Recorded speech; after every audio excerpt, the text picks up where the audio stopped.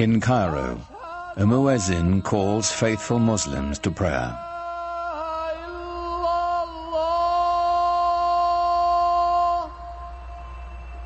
It's the same call that sounds 5 times a day, every day, in cities across the world.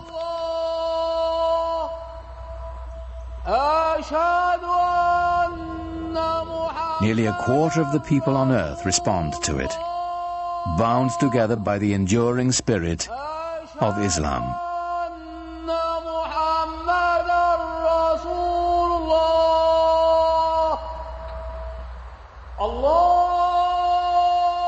God is most great, the muezzin calls. I testify there is no other God but God. I testify Muhammad is the messenger of God. Come and pray. Come and flourish. God is most great. There is no God but God.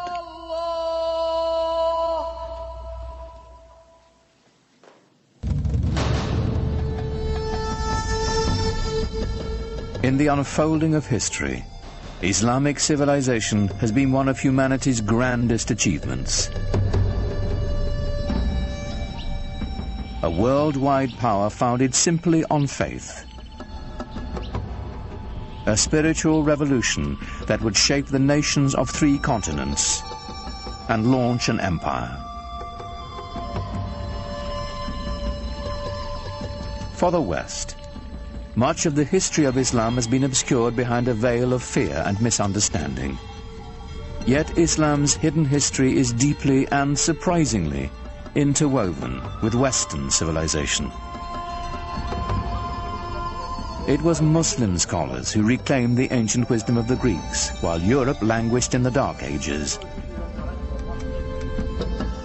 It was they who sowed the seeds of the Renaissance, 600 years before the birth of Leonardo da Vinci.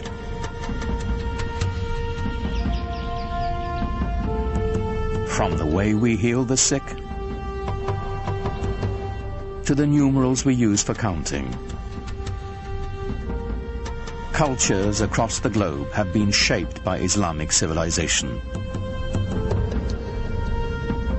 But all this began with the life of a single ordinary man, and the profound message he proclaimed would change the world forever. His name was Muhammad.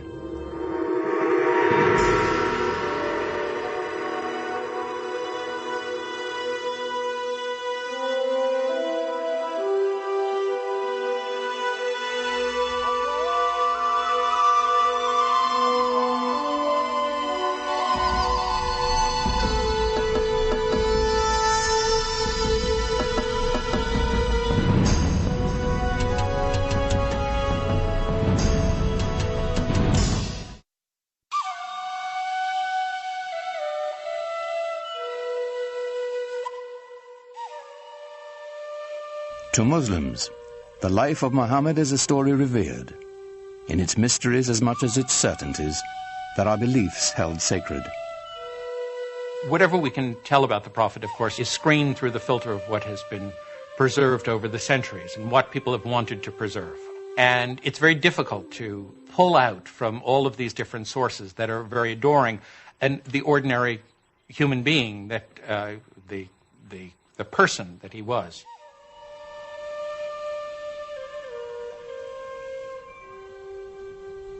We do know that Muhammad was born in or around 570 AD in the sun-blasted Arabian Peninsula, a land of savage scarcity whose Bedouin tribes were locked in a constant state of tribal war.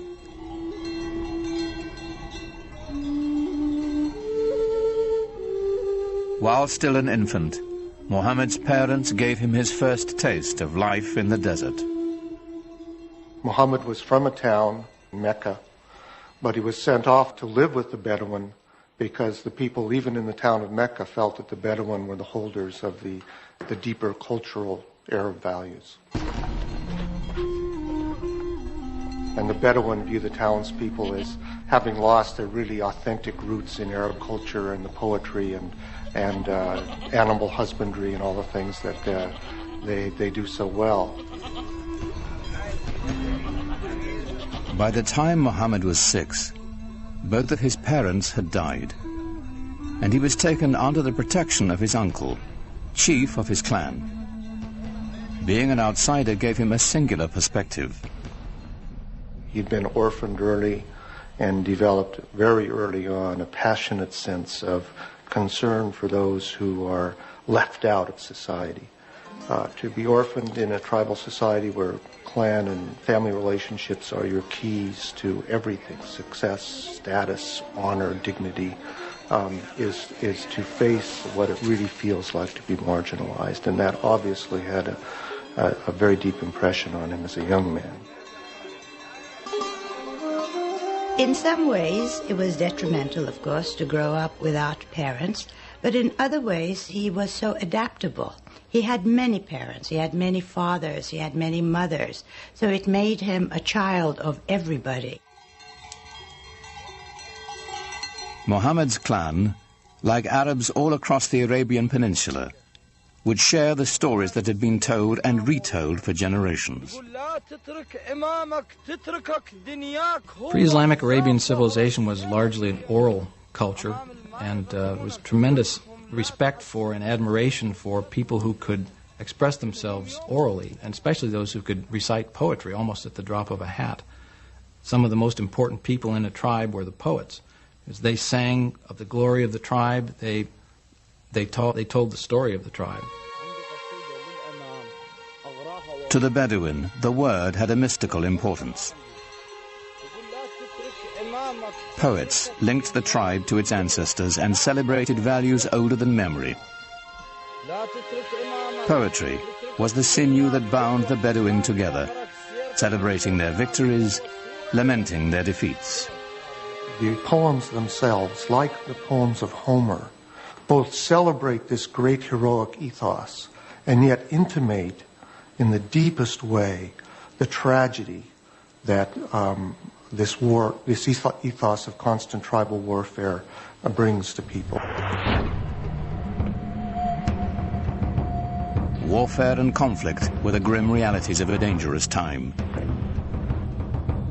Muhammad's uncle taught him the skills he'd need to survive in a world where even a prophet would wield a bow and arrow.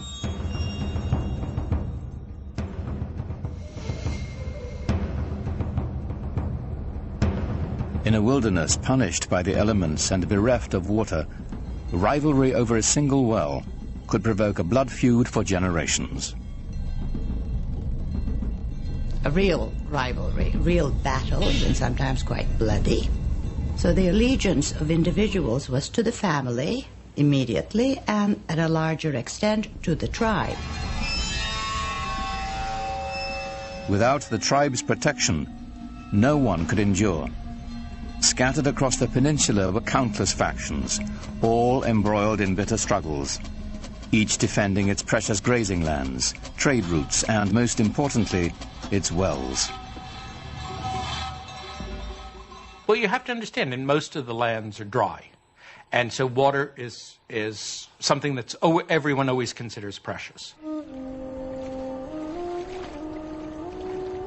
For those of us in climates that are more heavily watered, it's difficult to understand the depth and the centrality of the symbol of water in societies that are desert and in which it only rains once or twice a year, and in which a little water makes the difference between life and death.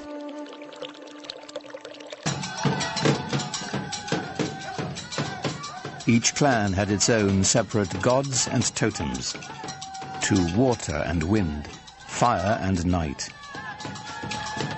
They were kept in the caravan town of Mecca, in a shrine of wood, stone, and cloth. It was called the Kaaba, the Arabic word for cube. Pre-Islamic Arabs worshipped a number of spirits, and they were generally nature-oriented spirits, sometimes associated with natural features like trees or rocks or springs. And the Kaaba in Mecca was one of a number of these sanctuaries centered around a particular cluster of deities. It was said the Hebrew patriarch Abraham himself built the Kaaba centuries before, and that a sacred black stone it held within had fallen from the sky. In these turbulent times, the Kaaba provided a rare place of peace. Only here would the Bedouins submit to a temporary truce,